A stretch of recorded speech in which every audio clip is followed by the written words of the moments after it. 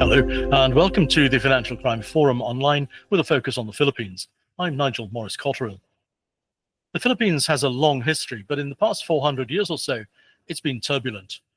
Occupation by the Spanish left some magnificent buildings and a language, Tagalog, which is a combination of an old tongue, Spanish, and Malay. They were overrun by the Philippines, which left vast damage and, according to legend, vast hidden treasure plundered from across Southeast Asia. And that was followed by near-annexation by the USA, and its abrupt departure left a country with social and economic uncertainty baked in, and a half-baked legal system with much American influence. The result is one of the most resilient peoples on Earth. Filipinos reportedly make up a huge proportion of the world's maritime crews, and Filipinas are in demand worldwide as healthcare workers, domestic helpers, in F&B, offices, and call centers. The common feature of all of them is that they send money home. As a result, the legal remittance business for the Philippines is huge. But it hides some dark money too, and the remittances industry has had some significant challenges in the recent past. But also, the scale of international money flows hid early signs of trouble at Wirecard, where it was known in Southeast Asia that massive amounts of money were being moved from Singapore to the Philippines in the months before the scandal became public knowledge. In October 2024, the Bureau of Internal Revenue announced a campaign to combat tobacco smuggling. But with a coastline that is essentially impossible to police, efforts must be focused on the distribution of illegally imported goods, of which tobacco is only one. There's a drugs problem too, and the country has been gaining importance as a source country for methamphetamines. It's impossible to consider the Philippines without having regard to, in particular, the terrorism in the south. In October 2024, a long-time foreign resident married to a local was kidnapped. His body was found several weeks later. The authorities regularly conduct paramilitary action and indeed all-out military action against premises and areas known or suspected to be used by terrorists. And there are well-documented links with Daesh/ISIS and Indonesia and Malaysia terrorist groups. But the terrorists are intermingled with the general population, in particular Mindanao. With international and domestic political upheaval, the Philippines is striving for political and economic stability. But poverty is a serious problem, causing many hardworking people to live hand-to-mouth and often in short-term, expensive debt. The failure of the government, seemingly with the backing of the Catholic Church, to make men who desert families pay is at odds with good governance. Many men leave one family and start another, but because divorce is not permitted, annulment is a workaround, but it's expensive and complex, wives are left to care for children without support, while mistresses with illegitimate children cannot get the security of marriage because the man won't cooperate in an annulment suit for his first marriage. There are moves towards allowing the dissolution of marriage, but it's not yet happened. What is worse is that many of the wives become pregnant in their teenage years, with all the financial and social consequences that brings. It is this that is the primary driver of the Filipino overseas workers market, where many are exposed to exploitation and abuse by unscrupulous employers and agents, and even to being trafficked while their children are funded from that work, but looked after by the wife's mother, who in many cases has herself been through the cycle. And yet, through it all, the people are lovely. They enjoy what they can, they work hard where they can find work, and they try to put their children through training courses for IT, nursing, maritime, agriculture, and many take up jobs with outsourcing companies. It's all far from bad news. Okay, a couple of housekeeping notes before we start. First, please don't turn on your microphones. We're recording. If you want to ask a question or make a point, please do it in the online chat. That's in the control panel at the bottom of the screen. If you purchased an attendance certificate in advance for CPD purposes, we will produce it and mail it to you or email it to you before the end of this week. If your connection gets a bit flaky, as they often do, try turning off your camera and just listen. And so there we go. Thank you for being here. Let's get started. As you might have read on LinkedIn this morning, Dr. Anish Kumar is unable to be with us following a death in his family. We wish him well and we'll host him and his particular insights into technology soon.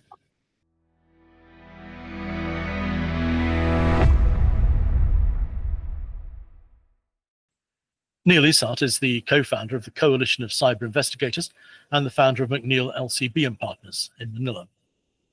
LCB & Partners is an investigations and strategic risk advisory firm, and the Coalition of Cyber Investigators is an OSINT investigations and forensics think tank.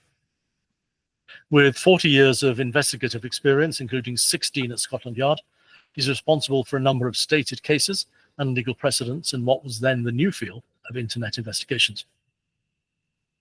He's led Deloitte's forensic practice in the Philippines and EY's forensic technology practice in Dubai. Neil specializes in helping companies manage issues that require independent and confidential investigation, particularly in areas of financial crime, for example, money laundering, bribery, fraud, cybercrime, and corporate malpractice. He's going to speak on the specific challenges of financial crime investigations in the Philippines and the benefits and risks of open source intelligence.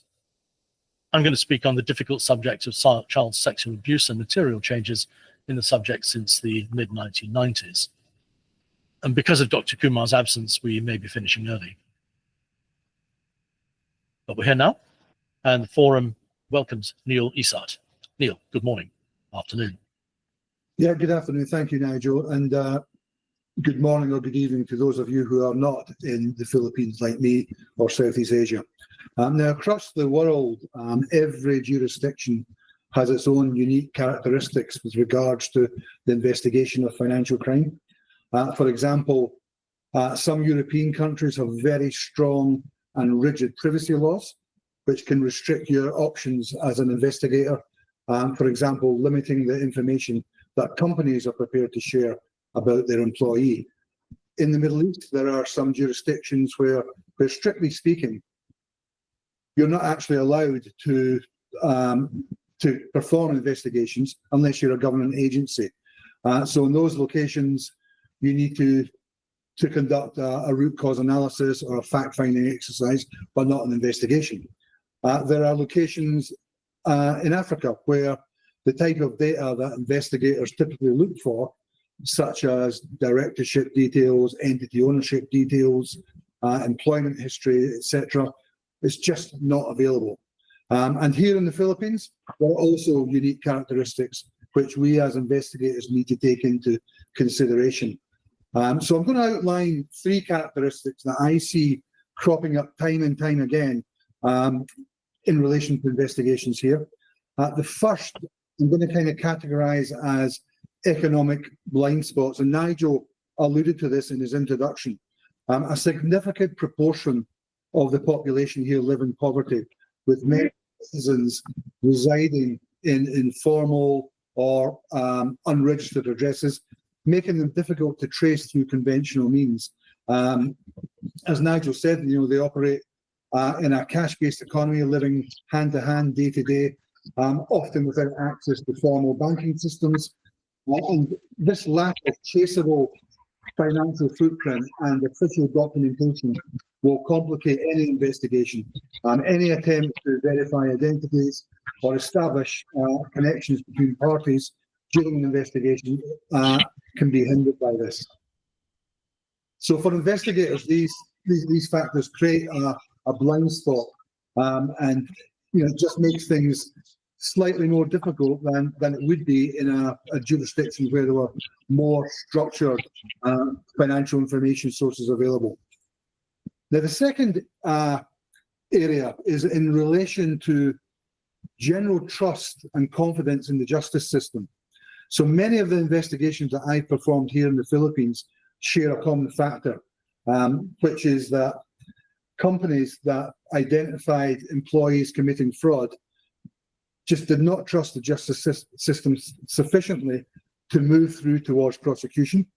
Additionally, many organizations view the legal process as too costly, requiring significant resources such as lawyers' time, potentially specialist support such as digital forensics, for example, to help you build, prepare, present, and submit the case. So as a result, rather than pursuing legal action, companies often opt just to simply dismiss the employee. And that approach leaves the individual without a criminal record, allowing them to seek employment elsewhere without their fraudulent history being revealed or uncovered. So with no reliable background check system to flag such cases, companies do remain vulnerable to hiring individuals with that type of history. And it creates a cycle of impunity that perpetuates financial crime and fraud, enabling criminals to move freely between companies and repeat their offences. So without prosecution, essentially, it creates a lack of accountability. It increases the risk of having fraudsters actually working in your organisation, and it creates a culture where misconduct can thrive in an unchecked manner. The third area, and I'm sure no one will be surprised to hear this, is when any country where corruption is common, illicit payments can often make problems disappear or help outcomes become more favourable. So corruption in the Philippines is regularly ranked as one of the top concerns of citizens. The recent Transparency International Corruption Perception Index ranked the Philippines as 114th out of 180 countries. So whilst that was a marginal improvement on the previous year's ranking, it's really nothing to be pleased about. And from an investigator's perspective, an environment that's prone to corruption can undermine your efforts to investigate financial crime and misconduct, and particularly when we're talking about regulatory misconduct. Difficult situations can arise when dealing with compromised officials or institutions where bribes, favouritism or political influence can obstruct justice, and it can lead to events such as the suppression of evidence, mishandling of cases, the deliberate slowing down or stalling of investigations, tipping off, and it just makes it more difficult to investigate effectively and hold perpetrators accountable. Those circumstances discourage victims and witnesses from coming forward, but it also discourages whistleblowers who are less likely to make disclosures if they feel it's for a lost cause or it's not being taken seriously. And I think everyone recognises that an effective whistleblowing mechanism can be an absolute goldmine in certain types of investigations. So, whilst that sounds quite gloomy, there's actually some good news, which brings me on to the topic of open source intelligence, or OSINT, as I'll refer to from now on. Just before I move on to OSINT, let me just backtrack a little bit. I mean, I started my investigative career 40 years ago when I joined Scotland Yard, and my first posting was as a uniformed officer to Paddington Green Police Station in central London, which had and still does have a big red light district problem and all the ancillary crimes that you associate with street prostitution, including drugs, abductions, sexual assault, firearms, violence. And although over 40 years ago, I didn't actually know it then, but what I was actually doing was starting to develop skills in using and gathering and collecting open source intelligence. For example, in those days, police intelligence systems weren't computerized. Our intelligence systems relied upon card indexes and paper documents, and each police station would have a police officer who was called the collator, and the collator's role was to collate intelligence on local criminals and suspects. So one of the things that the collator would do, he would keep a list of all the people who resided in the Paddington Green area who were the subject of outstanding arrest warrants for failing to appear at court. And what we would do as young police officers, when we were on night duty, just before we got to the end of night duty, we would go into the card indexes, we'd identify a couple of local arrest warrants, and would visit the address around 5 a.m. in the morning with the intention of arresting the wanted person, processing them and taking them to court in the next morning, and of course incurring significant overtime hours at the same time.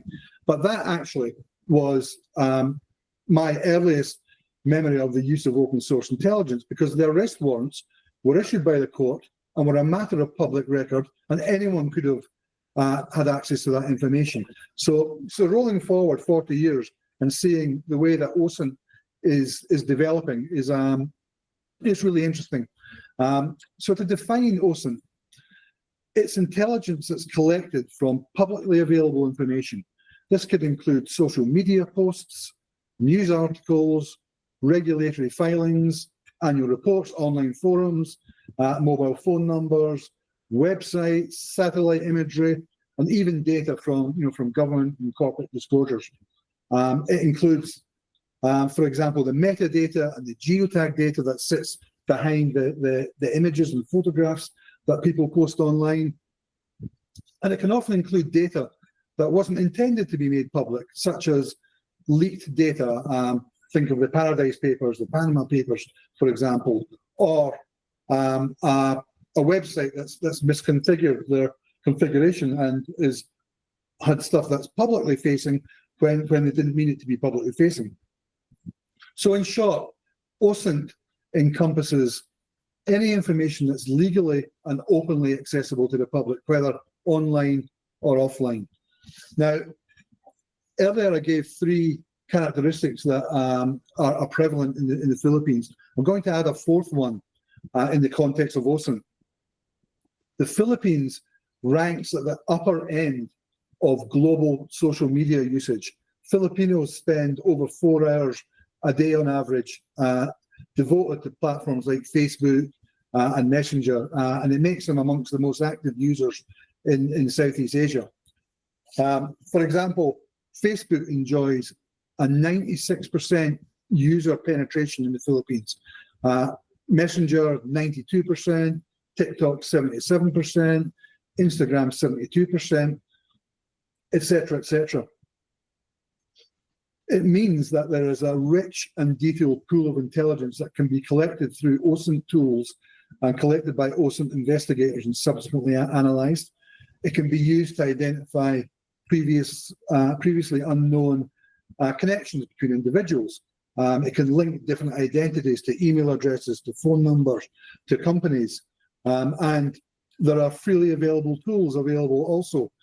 So you can use tools to identify account registrations from email addresses. So for example, if I had Nigel's email address, I could use one of the tools to find out what other social media accounts have been registered with that address and potentially find usernames and other connections from that. There are similar tools for mobile phone numbers. It's enormously, enormously powerful.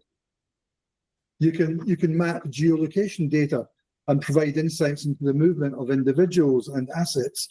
And I mean, probably for the past 7 or 8 years, I have actually used it to prepare for every single investigative interview I perform, for one of 2 reasons. One, to either identify information that will help me detect discrepancies in the suspect or the witness account, or to find information that will help me build a rapport with the person I'm interviewing. So for example, if I identified through their social media postings that they were interested in a particular sports team or motorcycling or a particular music type of music, etc., I could use that to help build rapport. So it's enormously powerful. And I thought it might be useful just to give you a very quick illustration of the power of it. I recently investigated an internal fraud here in the Philippines where unauthorized fund transfers had been made to beneficiaries in different parts of the world. Most of the beneficiaries were companies, and the majority were set up in the UK at the same business address, actually.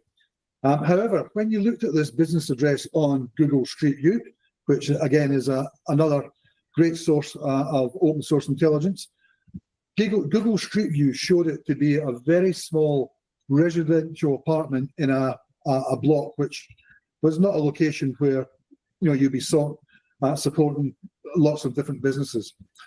Additionally, Companies House registered in the UK indicate that there are over 3,000 companies registered to this address.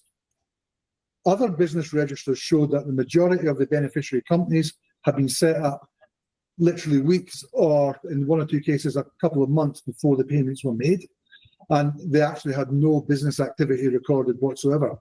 And further inquiries, again with open sources, revealed that the majority of the directors for these beneficiary companies appear to be connected to other companies in China and Hong Kong.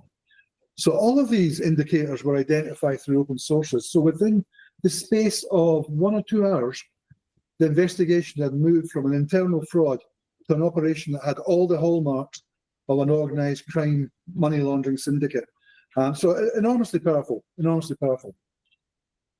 So to summarise the power of OSINT, I mean, I would suggest that when used effectively and properly, OSINT can be a game changer in the fight against financial crime. It brings a number of important benefits. Firstly, it provides you unparalleled access to information. It's one of the most significant advantages is its ability to provide investigators with access to such a large volume of information that was previously difficult or impossible to obtain. And in the Philippines, as I said before, where social media usage is so prevalent, platforms like Facebook and Twitter, or X as it's called now, and Instagram, etc., are absolute treasure troves of data. And the high level of social media activity, it just generates such a wealth of publicly available information, and that can be leveraged, to identify connections and to help track financial transactions, look at people's lifestyle, verify identities, and get a view on the status of companies and commercial concerns. The second benefit is it's highly cost effective. So that unlike traditional investigative methods, which often require significant financial and logistical resources, OSINT's relatively cost effective. If you imagine using conventional means to identify who people are associated with, it might involve following them around for weeks on end, very costly. But OSINT, you may be able to do it within a matter of hours, and most of the information that a lot of these sources provide is freely available online, making it a really attractive option for organisations with limited budgets, which is particularly relevant here in the Philippines, where resource constraints can often hinder the ability to go out and conduct an effective investigation. The other thing that OSINT provides, which is a real benefit in my view, it can provide almost real-time insights. If you imagine a suspect that you're looking at, and you're monitoring their social media usage, and you suddenly see them check into a casino, that might be of interest. They might check in with other parties of interest as well, and you're getting this real-time feed. So it enables investigators to respond more quickly to emerging threats, which in cases of fraud and money laundering, a timely intervention can really help prevent further losses. And finally for me, and I think maybe the most important for me, is OSINT practitioners are enormously collaborative. It reminds me of the early days of cyber investigations back in the 80s and 90s, where everyone was willing to help each other. So if you go on to the OSINT user communities on Medium, Substack, Blue Sky, Twitter, etc., you'll find that there are practitioners that are highly experienced, sharing tips, techniques, tools, advising people, really collaborating. Now, that may change as the discipline becomes more commercialized, but for the moment, my advice would be make use of it, because that level of collaboration is very helpful. But another aspect is, because we're collaborating with publicly available information, it enables organizations and government entities, etc., to share publicly available information and to collaborate more, because they're not in breach of data that's privacy regulations and those type of issues. So by sharing publicly available information, different entities and different stakeholders can work together far more effectively to combat financial crime than they can if it's restricted and data, data subject to data protection controls So, the collaboration thing is a really important aspect for me. However, and there's always a but, with any powerful tool, OSINT is a very powerful discipline, but it does come with its own set of challenges and risks. And whilst it holds immense potential, it's not without limitations. And you need to consider that, and you need to use OSINT with your eyes fully open. So for me, the first big risk is an operational one. There is no universally recognized standard and approach and methodology for using OSINT. There's lots of competing ones, but there's no overriding, globally accepted one, as there are no recognized certifications that are globally and universally accepted as well. So without clear guidelines on how to collect and analyze and use OSINT and potentially derive evidence from open source intelligence, there is a risk of errors and misinterpretations. Additionally, many vendors that produce tools falsely mislabel their tools as forensic, which could give less experienced users a false sense of security when they're actually using that tool to gather evidence. And it may mean that the evidence that they gather is not permissible because they've assumed it's being gathered forensically, but there's many tools out there and services that provide that label themselves as forensic, but they're not. So that's one area around about operational risks. The next area is round about ethics.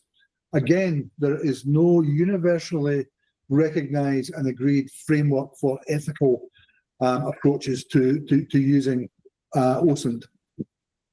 Unlike traditional investigation methods that are governed by established legal and ethical standards, OSINT kind of operates in a relatively unregulated space.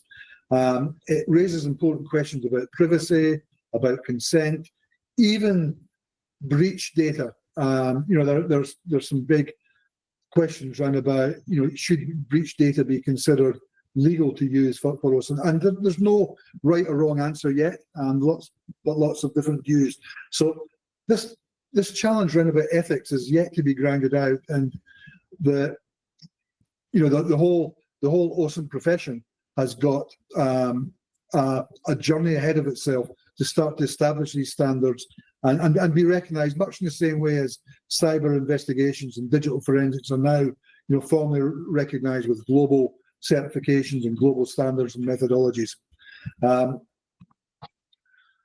then another challenge is an over-reliance on social media. So whilst it is a really valuable source of information, it also has limitations. The prevalence of fake news, misinformation, disinformation on platforms like Facebook and Twitter can make it difficult to separate fact from fiction. And in this AI-enabled age, where AI technologies can make material look really realistic and really convincing, it's often difficult to distinguish between false facts and real facts, and can result in wasted resources. It can result in potentially levelling allegations at someone that doesn't deserve it. And as an OSINT investigator, it can tarnish your reputation and your credibility. So, so that's another area just to be careful. Data volumes is another area. So because there's such a rich vein of open source intelligence available and such a volumes of data, that one of the challenges is just the sheer volume of data. How do you manage that? How do you analyze the vast amounts of data to identify relevant insights? That can be quite time consuming. So again, the right tools and having the right skills and techniques can really help you make sense of the vast amount of information that you collect. So just to kind of wrap up, my conclusion to all of this is that the Philippines has challenges in terms of investigations of financial crime, but through the use of OSINT, there's significant benefits that you can generate through deploying OSINT investigative techniques. I would say, and I would caution against organisations rushing out and starting to do some investigations for the reasons that I said earlier. There is a need for, for training, there is a need for certification, and there is a need for agreed practices. I think once they are in place, then the Philippines will be really well placed to really take advantage of open source intelligence, and particularly, the social media intelligence that's out there.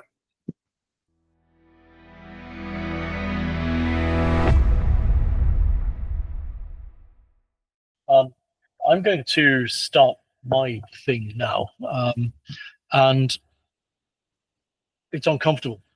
It's uncomfortable for me, and it's definitely uncomfortable for many people listening. When I was in private practice in both criminal defense and family law, bad sexual conduct was a fairly routine occurrence. There was a man who made his wife get down on all fours so their Alsatian dog could have sex with her. There was a soldier working in the camp kitchen who had sex with frozen chickens. The workers in the Indian restaurant who ejaculated into bags of rice. And then there was the lovely and tiny young woman who sat in front of me and told me how her husband liked to insert oranges into her vagina. When I said there isn't space in there for an orange, she said, straight-faced, he segments it first. The case that upset me was that of the elderly man who stank of piss and sweat, who was charged with full unlawful carnal knowledge of a 2-year-old. Long before the world started talking in terms of grooming and other nice soft terms, this odious man had met and befriended young single mothers in the local park. And when they needed a babysitter, he volunteered. He was convicted of using his finger on several very young girls, but we had medical evidence, which I and a team of doctors were satisfied with, that he was not capable of obtaining, much less maintaining, an erection. We put him through a series of tests over a period of weeks, and the results were always the same. Our results were presented to the court, and he was convicted of the digital penetration, but not of the rape. After conviction, literally in the cells beneath the court, he said, "Do you want me to tell you how I did it?" The main reason I gave up doing criminal defense was that it was too easy, but that case was instrumental in my decision. Not only had the doctors been fooled, but so had I, and that had had a negative effect on my attitude of defendants. I think we tend to think that serious and serial sexual abusers are perverted, dirty old men, and he definitely fit that profile. But none of the others did. If there had not been clear evidence of their conduct, no one would have suspected them. Some years later, when financial crime started to be a thing, I wrote How Not to Be a Money Launderer. And in that book, I wrote about a very wide range of conduct that generates proceeds. And I wrote about the potential liability of travel agents who were accepting payments to send men, it's usually men, abroad for sex tourism. It had been sparked by a report I'd seen about the work in Manila of Father O'Shea. And as I looked at the subject, I discovered that the routine abuse of children for profit was far wider than Manila, and far wider than the Philippines. It was then that I began to tell bankers that they were receiving the money that travel agents were paid for arranging the trips undertaken by such perverts, and that was criminal proceeds. I should say that I've had considerable criticism for the referring to them as perverts. Campaigners closely aligned to the UK's Labour Party, which is now in power, have over the years argued that having sex with young children is a compulsion and therefore an illness, and therefore should not be a crime. Others have boasted of their same-sex coupling with underage boys, and others have tried to get the age of consent reduced to 12 years. I say this because I don't want anyone to imagine that the problems in the Philippines and elsewhere is a developing world problem. In fact, it's long been a problem of abuse by first world men of poor children, albeit through the agency of family members. And it's an every world problem. The perverts I discovered were most often from Germany, the USA, Australia, and the UK. They tended at that time to be working class but middle income. In Cambodia, my son and I were in the hotel pool where I was teaching him to dive from the poolside when a large German sat a young girl on his knee and began to finger her. But bad as it seemed, it was a far cry from what my research turned up. When I told bankers about it, they tended to decide they didn't want to know about it, or indeed about anyone who would tell them about it. I learned of the young boys in Manila, many less than 10, who were sold to visiting tourists for whatever service was demanded. The boys would receive $1 which many never got to spend as they were left broken and battered, bleeding from places no child should ever suffer injury, in the gutter. Death was not unusual. Young girls didn't fare any better. Over time, things improved dramatically, and then they didn't. Pornography is the exercise of voyeurism. The thrill comes not from active participation, at least not in the same room and not at the same time as the activity being viewed. Pornography is not new. In fact, there's evidence of it in cave paintings from the earliest days of man. Technology has changed pornography. First, static pictures became flittering images as cards rotated in a kind of sordid Rolodex, and then actual film was used. And here we're already at the end of the 19th century. And technology did not mutate for about a century. Yes, the clarity of images and the introduction of sound and color increased the quality of the experience, but still, if there was any wish for participation other than self-pleasure, that required some form of presence, until communications became more readily available. In the 1970s, pornography to order became more common. Perverts could send a letter containing a request with a payment order, and someone would produce a film and mail it back. Much fuss was made of the existence of so-called snuff movies, in which the victim would be killed for the camera. We should not assume that this subject is consigned to the history books. Indeed, in 2023, an academic paper called Consuming Ghost Stories, The Spectre of Snuff Films is Haunting Canadian Obscenity, by Meg D. Lonergan of the University of Winnipeg, said, the spectre of the snuff film and its mythology is haunting Canadian obscenity law, and that is manifested in three connected anxieties. That viewers, including police and other government officials, are unable to distinguish fictional representation and authentic recordings.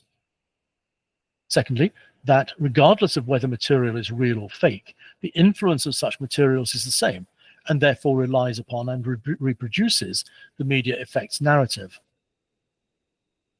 And finally, reproducing anti-porn logics associated with the snuff film, that obscene content, whether real or fictional, that content is becoming increasingly sexually violent, and this must necessitate a natural progression to making snuff films real.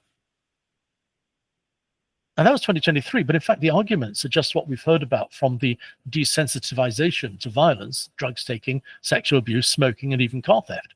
Some of you will remember the fuss over the apparent rape scene in one of the Grand Theft Auto video games. I'd rather call it normalization. We get so used to seeing video of atrocities on the evening news that art has nowhere to go for shock value, and art should always be the safety value that reminds us of what is shocking. It's a very difficult paper to read, and I'll provide the link in the comments for anyone who wants to read it, and importantly, to follow its logic. For those who don't want to go and find the link, it's on Canley, CANLII.org, but it's a massively long and complex URL. So I want to rely on this. We've known that violence, including sexual violence, has been ordered, recorded, and sold for more than half a century. Whether or not those orders included the deliberate killing of the victim is merely an additional layer of obscenity, for obscenity is not only about sex, it's also about extreme violence committed for the gratification of others or indeed oneself. There is the same level of objection to a person filming himself abusing a non-consenting woman, child, or animal and watching the film as there is to paying someone else to film it. It doesn't change the nature of the act, it just changes the number of people responsible. So what has changed, and why are so many voices now being raised? And are we serving the victims by creating ever more subdivisions of offences? Would it be better to have the single offence of creating, trading in, and possessing pornography, and leave the question of the nature of that pornography to be considered at sentencing? I don't know. My lawyer's brain says that to keep the offences simple is the right course of action, but my social awareness brain says we have to be clear what is and what is not acceptable, and that throughout the history of the control of pornography has been the crux of the matter. So I would argue for a single pornography offence, but to schedule specific conduct which, if proven, will be conclusive as to whether the material is pornographic. Sex with children and animals should be in that schedule, as should violence to any person or animal, extreme violence. You might wonder why I've added animals to this category. Well, it's because there has been for a while a growing trend to commit acts of grave violence against animals and to film it and distribute it. Social media has been a platform for this. It's considered an animal cruelty issue, but if we include it with pornography, we remove a complexity in the nature of evidence and investigations. The nature of people hasn't changed, but the barriers to entry have been reduced and in some cases removed altogether. If we presume that the percentage of perverts who acted on their desires and impulses was constrained by lack of access to funds to create opportunity, the democratization of both travel and communications has widened the opportunities to a much larger pool of perverts. It's also widened the opportunities to a much larger pool of providers. In the mid-1990s, sex tourism in the Philippines took an especially awful turn with the violent, injurious, and often deadly child sexual abuse. But as technology has developed and both the internet and 5G communications, as well as mobile satellite internet, have become widely available, the systematic and equally abhorrent abuse of children and babies has mutated to the point where it is often a family business. Jailing parents who are at least complicit and at worst the organizers is barely denting the problem because babies are an infinitely renewable resource. Efforts to deter customers and prevent the money flow are made in the Philippines and overseas, but what was a problem in Manila's streets and dodgy hotels has gone nationwide. And in easy international money transfers and a concentrated industry is now fragmented across more than 7,500 islands and a large archipelago covering a total area of some 300,000 square kilometers, much of which is rural and much of which is isolated. To concentrate first on the perverts, they can function because their orders and payments can hide in plain sight. Yes, when they're found, there is outrage, but often the outrage is not justified. A couple of years ago in Australia, the Commonwealth Bank was found because the tech was not properly set up to have failed to make millions of reports that should have been made. Much was made of the fact that there were payments made to pay for the filming of child sexual abuse in the Philippines. It had headlines, and there was much synthetic rage and a vast amount of indignation. But out of all those millions of transactions, the number relating to child sexual abuse was 12. It is utterly naive to suggest that 12 transactions will have, without question, been reported even if the bank's tech had been set up properly. The amounts, in each case about 250 Aussie dollars paid by interbank transfer. There wasn't even an attempt to use a secondary payment service, much less that other hobby horse of those with loud voices, the dark web. $250 is hardly a figure that would of itself raise suspicion, and because of the way regulatory regimes are now operating, the focus is on the money, almost to the exclusion of the risk relating to the customer and his behavior. So if we add to the list of why the prevalence of child sexual abuse material is growing, regulators are making payment service providers such as banks look in the wrong place. All technology is used by criminals, and weaponry, financial services, and pornography are the first users of almost all new technology. So when I started looking at this subject, the primary technology had long been handheld film and later videotape cameras. The technology has become more portable, more reliable, and more high definition. If you're a Formula One fan, you can see exactly what I mean. Today, watching a race on TV seems almost anodyne, but if you watch an official film from the 1970s, and there's lots of them on YouTube, it's much more exciting. Put them side by side, and the racing is just as much a matter of daring do, and the car control just as on or indeed over the limit as it was then. The difference is the quality of the image. It's the opposite with pornography, where the quality is everything. I have a handheld palm-sized video camera that records in 4K. My phone records in clarity that my old, much larger video did not come close to. So the recording technology has become compact and better and, importantly, something pretty much everyone has in their pocket. And it's the advent of streaming that has created the upturn in demand. There are 3 separate classifications of the relevant tech. The first is where someone creates an on-demand library, think Spotify for perverts. The second is where someone creates an online shop where images and videos can be downloaded to view later. And the third is live action or private viewing, ESPN for the most vile of humans. The growth in the third category is fueled by the availability of 5G communications. Now anyone can set up a studio anywhere, produce a video, and let people watch it on Facebook or on a private server. We know that Facebook Live has hosted a number of particularly nasty events, including mass murder. So while many are saying that the banks, etc., have a special obligation to prevent the distribution of child sexual abuse material and more, the fact is that to make such demands is to expect the tail to wag the dog. The problem is not the banks, nor any other provider of money services, including crypto.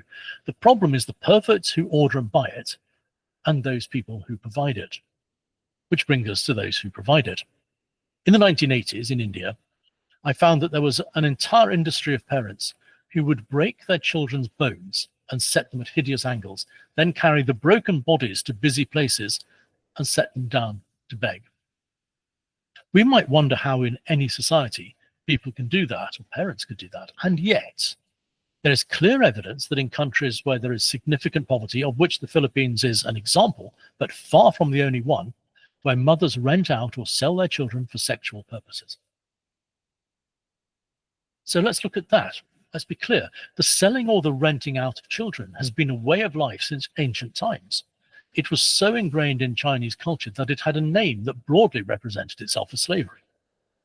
It persisted until less than 100 years ago in Hong Kong, and it's still happening all over the world today, even though it is illegal in most places. But contrary to what you might imagine, child labor is not illegal in much of the USA. So much as we're horrified by the stories of abuse, we also have to recognize that we are in some ways dealing with an extreme of a cultural norm. It is common to think of child sexual abuse from the provider's perspective as being in some way different to other forms of child labor, but in principle, it's the same. It's our emotional reaction to it being physical or sexual abuse that causes the horror. So if we're to look at the root causes from the provider's perspective, they are poverty and the availability of the market. And there's one other aspect that does not receive enough attention. Criminal gangs offer perverts a menu. A child with particular physical characteristics and specific forms of abuse can be picked. So children can be kidnapped to satisfy this demand where there is not a ready supply. What was once primarily a demand for small olive-skinned children has expanded. For example, black skin or blonde hair or blue eyes, or even the language the child might plead in can be specified, with the price reflecting the difficulty in meeting the demands. Which brings the argument back to the reason we in the financial sector are part of both the problem and of the solution. Someone is making payments and someone is collecting them and is distributing them to the parents and all the children. Those payments are sometimes in money and often for tiny amounts, double figures in US or Aussie dollars or euros for a static photo. And often the currency is not money. Swapping of materials, static and motion, bought in or self-produced, is at the heart of many of the large collections that prosecutors find. Some are created by predators who live and work in communities for many years, grooming and abusing children and sometimes babies, getting jobs in religious groups, schools, sports teams, and social work. Some are just pathetic, lonely men sitting at home getting their jollies over the internet. The money flows are usually invisible unless a thread is pulled for some other reason. And we'd all like it to be possible to say, here, Mr. Banker, go and play hunt the pervert and prevent the money flows. But it can't be done. So the problem is not going to be fixed by money laundering and so on reports. How are you going to spot $50 going in cash to a mother living in a slum who's just rented out her 5-year-old son or daughter? You aren't, and it's unreasonable to expect that to happen. The issue has to be looked at from a different starting point. Who is benefiting from the trade? And the answer is communications companies, social media where advertising happens, and internet service providers who allow pornographic material to be stored and or transmitted through their servers. But they're global and they're too powerful, and they create systems that they say they have no access to the material passing through their systems. And yet the technology is there to scan all images that are uploaded and transmitted. It is not a question of cannot, it's a question of do not want to. So yes, try to spot the money, no stone should be left unturned, but the real problem hasn't changed since I first looked at it in 1996. It's all about the transport, be it per people or data, and specifically, it is not a single country issue. So all the efforts so far have been and are being focused in the wrong place. Thank you.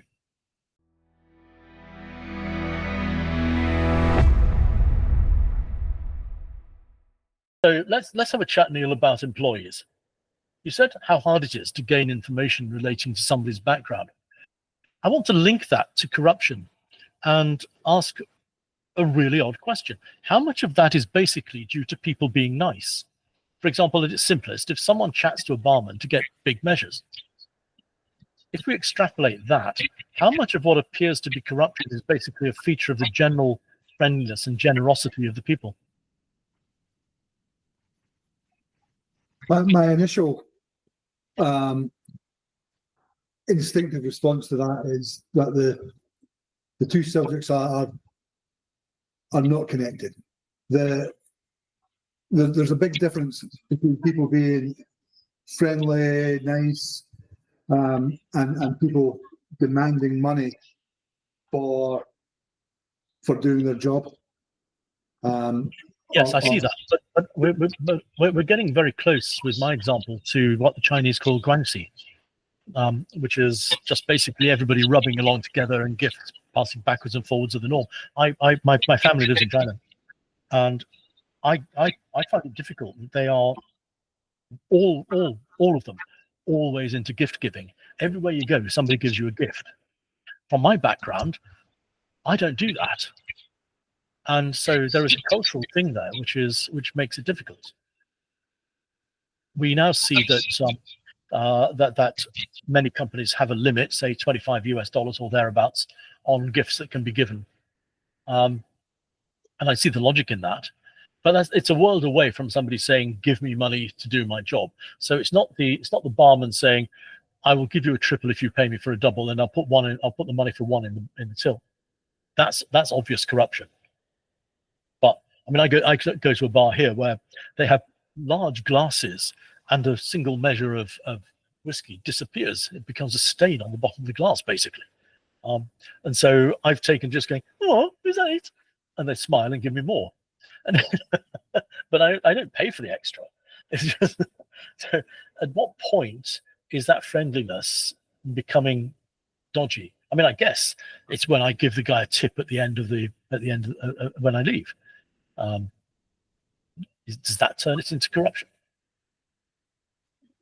Well, I mean, if you look at the definitions of corruption, it's the word improper fits into the definition really well. And is it improper to tip someone for providing you good service? I don't think so. Is it improper to over tip them because you know that they're going to do something which their employer wouldn't allow? There's definitely a distinction. But I mean, in the context of the Philippines, people continually give gifts. They share food. They they buy each other meals. That's totally different. It's a very communal society, isn't it? It is, but that's totally different. The same people will be equally frustrated at having to pay a bit extra to get an official document processed in the time that they need it, they'd also be opposed to having to pay extra money to an official to essentially do their job. And I agree, Vicky. Where do you see this line? There is a sense amongst the people that I speak with that there's a reluctance to change the law and to really enforce it. But having said that, there's I recently applied for a business permit in a jurisdiction municipality in the Metro Manila area. The system was ultra efficient. It was all technology based, which eliminates many of the opportunities for corruption, and that's the way forward. So the use of technology and the decrease in the reliance on manual and cash-based processes is absolutely critical. And there are one or two municipalities and lawmakers who are supportive of that movement now. So so I'm hopeful that the greater efficiency that people can generate through the use of technology will have a big spin-off and help also manage the corruption risk. Vicky, Roberto, this is very much your area. You've got 30 years experience, or very nearly 30 years experience in this field. Where do you see that boundary where the sharing approach that Filipinos have to life tips over into something untoward? Well, the culture of the Filipinos to share and to bring gifts, or to, let's say, offer a snack or bring a snack. If, let's say, for instance, they didn't have any problem in securing a permit or a license. So that's what we have been telling people, especially also the government officials and employees, that doing that, although the culture is good per se, but later on, it becomes a source of corruption on the part of the employee. Now, why do I say this? Because it will become a habit that every time somebody applies for a permit or a license or pays for this and that, and they would have this undue expectation. So this is where corruption sets in, because they have this expectation that, oh, if I do this, if I give this right away, if I give this permit in a few months, in a few days, I will be getting this snack or gift or whatever. So that is, actually it comes from the private sector. You're giving a gift is, corrupting the mind and the attitude of the employee. Because it becomes a habit. I experienced that. If you do something fast, if you give them a very good service, and then this guy or these people will come back to you and bring this gift. So I threw that to the government employees and the officials. Now, supposing you get this gift, okay, let's say it's a whole lechon, no? Because it's a big company. So what do you do with that? What options do you have? Okay. Is the thing that turns it into corruption on that level, where there is the expectation of reciprocation? You give it thinking you're getting something back. Undue expectation, because it becomes a habit already. Because people are not giving it to you because you have done something good, and that should not be the case. If you remember, in Japan, it's not allowed to give any tips. So I think that should also be mandatory on the part of government officials, and that's not only applicable in the Philippines. Is it partly that people have a low expectation of the service, and therefore they think if I give a gift, a bribe, then I will get the level of service that I think I'm entitled to? Yes, that is the thinking of the people. But then, as what Mr. Eastart has mentioned earlier, it has now become I won't say it's sort of a policy of the ease of doing business in Metro Manila. I can remember that the very first province or city that did that is Marikina. They had no interaction. Everything was done through technology. So from that point on, that it serves as an exemplar for the other local government units. So I think most of the local government units now have that kind of policy of ease of doing business. So I think that if I may add, essentially what we're saying is that we're not, in many cases, we're not looking for people to do something they're not supposed to do. We're looking to encourage people to do what they should do. So is the argument that a significant amount of government corruption is because government officers are paid so little? I mean, I'll give you an example here in Malaysia. A police officer in central Kuala Lumpur earns 1,500 ringgit a month. That's not even enough to rent half of my flat. And yet he works literally across the road from here. So it's not surprising that police officers are likely to be taking money here and there if they get the opportunity. Is it the same across government in the Philippines? That that people are paid so poorly? No, as a matter of fact, during the term of the late President Benigno Aquino Jr., the son of Ninoy, through, I think that it was through coordination with the Department of Market and Management. We had Secretary Abad at the time. We now have this salary standardization law. So we are ranked from salary grade 1 up to 33. So you get this certain amount of salaries, no? And that of that we also get allowances. Now, if you compare it now, that range of salary with the private sector, you would say that the government employees are now getting it better. Because if you work in the government from division chief level, you get from your salaries, you get different kinds of allowances. And like in my case, I worked in a constitutional office, so we had this how do you call it, fiscal autonomy. So we get some other benefits on top of that. Because as you know, the office is also being questioned. They are saying who police the ombudsman?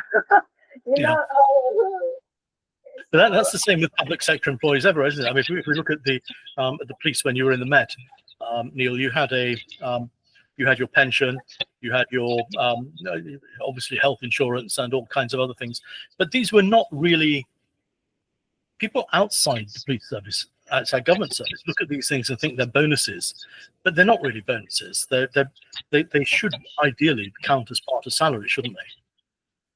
Well, with the private sector, they get a mandatory 13-month pay. Aside from your monthly, you get mandatory bonus. No? Okay. Well, with the government sector, it's a different setup. If you work in financial institutions like the central bank, the land bank, these are government banks, no government. Well, for the central bank, they just give you money in buckets, don't they? No. There is a salary standardization law. I was joking. Other benefits, it's given, they are given. Indeed. Neil, going to what you were saying about the ease of getting information off social media. So you can get it really easily. Does that mean that criminals that are looking to commit fraud against individuals can get it equally easily? Yes, it does. And, that's one of that argument transfers into the ethical use of AI as well.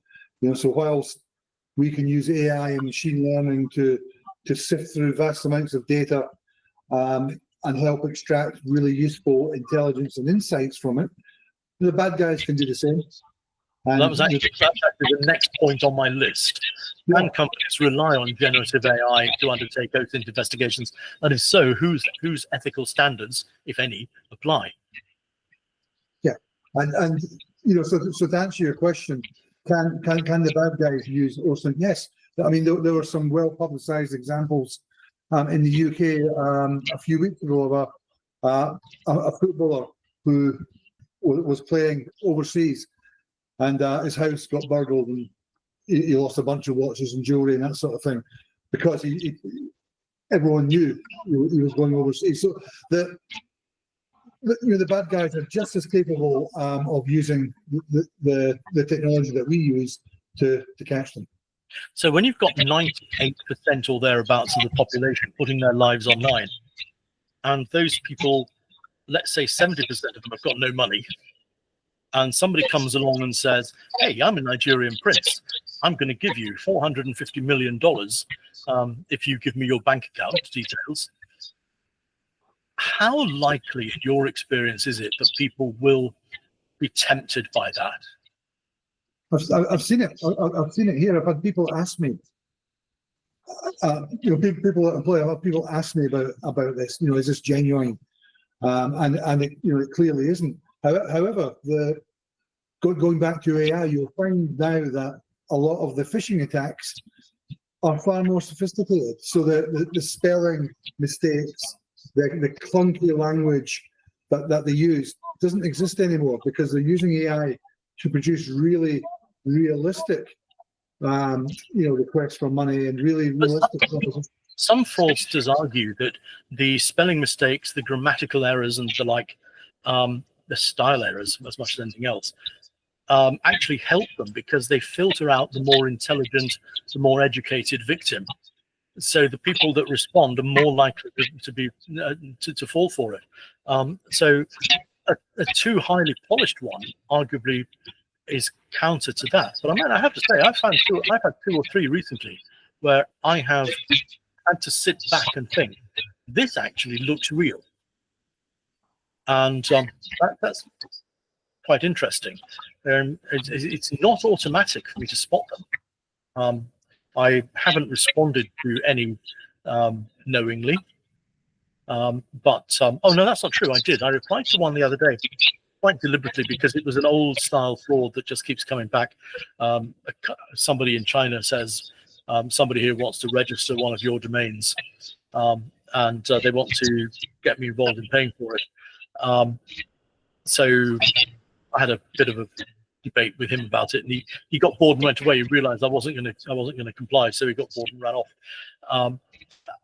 I had the other day, I tried 2 separate systems, asking them both, who am I? And I got one that was really quite good, and one that said apparently I'm an expert in drainage, but it had my photograph, which worried me. So it's obviously been to a source where there is stuff about me, and then come back with nothing, with a completely false profile.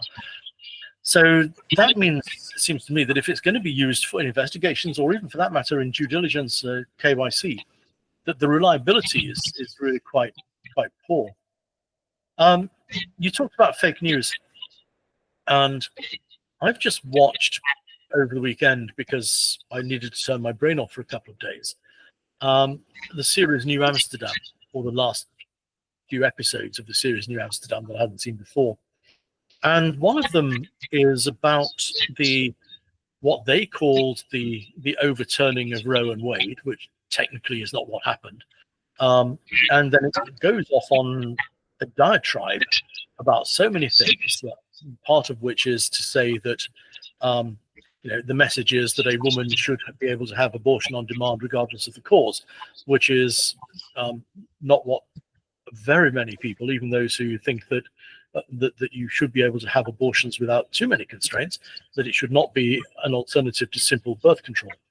So what fascinates me about it is that it was full of errors of fact and law, but it's got a massive global audience. And one of the things is that it was saying that as a result of the decision that was made in whatever the case is called that affected Roe and Wade, that abortion was banned. But the fact is, that series is set in New York, and New York is so liberal that not only does it not ban abortion, but within the first 26 weeks, I think it is, which is not an unreasonable ban in my view. But it also says that people who are pregnant. It doesn't talk about women. It talks about people who are pregnant. So at what point do we start to think that that fake news is filtering into systems that are grabbing everything in sight? And how can we assume that practitioners are filtering that out before they're making reports? No, it's a valid point, and it's a concern. And I mean, the Coalition of Cyber Investigators published a whole article a few months ago exactly on this point about misinformation and disinformation. And there's so many high-profile examples of it. So that in terms of an investigator's use of OSINT, you have to have the skills and the experience to be able to validate your information. It needs to be, particularly if you're going to use it as evidence, it needs to satisfy the usual rules of evidence. It needs to be, it needs to be repeatable. You need to have chain of custody. You have to be able to validate it and verify it. So how would you do that when you've used something like ChatGPT, which doesn't tell you its sources? If you look at, in fact, the interesting thing about Twitter's version, if you run your post, it gives you the option. You've got to find it; it's hidden actually. But there is an option to produce a summary of your post, and if you do it, it sets it against its own internet search, but it tells you the sources, which I think is, that's responsible. It's also bloody accurate. I was really surprised by how good it was. So it was good. It lifted text out of images, which is how we know that the technology companies that say we can't vet images, they can, because that's doing it. So given that we know the technology is there to provide the sources, are you more comfortable with it if you're using a system which does provide its sources?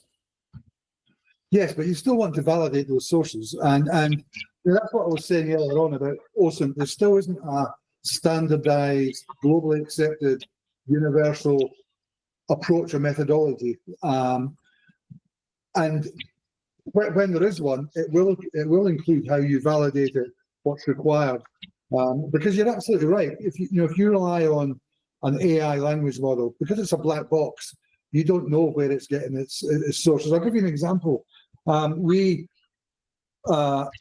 produced a piece which looked at some of the data that AI language models were producing, and they were almost identical. So it was plagiarizing from other articles, and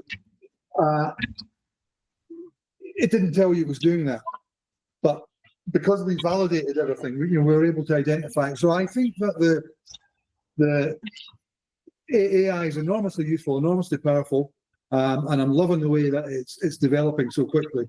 But from an OSINT investigation perspective, nothing changes. You still have to validate and verify your evidence and your sources. But you can only do that if you know what they are, and ChatGPT doesn't tell you, whereas Grok seemingly does. What also I find interesting about this is that we are effectively seeing a machine that is doing what is happening with the vast majority of academic papers, where somebody just goes to a library and gets 25 papers on a subject and takes 3 words out of this one, 4 words out of that one, and says, there you go, I've written a paper. Are we really moving on from that, or is it pretty much that? No,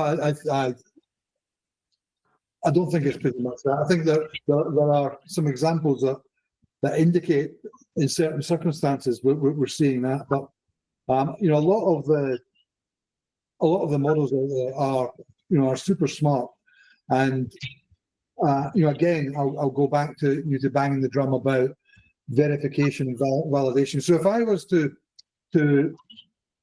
have a piece of information that was generated through an AI model that would eventually lead to potential evidence, I would have to validate it. I would have to verify it. I would have to be able to reproduce it and understand it before I would even consider presenting it as evidence. Otherwise, you end up with the problem of the American lawyer who put a load of completely fictitious cases before the court and ended up being disbarred. Well, that's part of the challenge. I remember asking someone to do some research for me, and they produced some cases which looked really, really good, and they were fictitious. So the large language model had made up cases that were realistic but fictitious. So you have to validate. You have to validate, or you'll get caught out.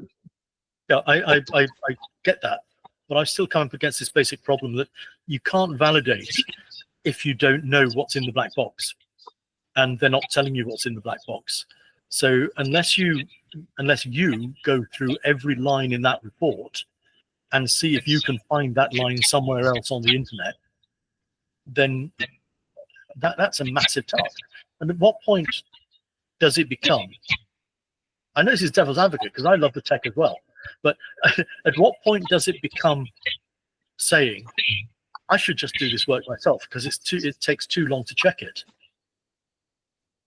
Yeah, I mean, I'm not aware of a scenario where you would rely on ChatGPT or AI to do your entire investigation. So you'd be bringing something to the party. Definitely, it would be the bits that it fills in that I would be validating.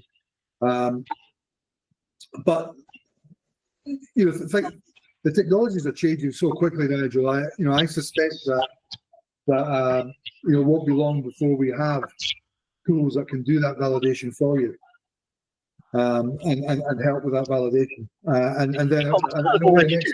I mean, we have the anti-plagiarism software, which has been around in various forms and various levels of success for the last 10 or 12 years.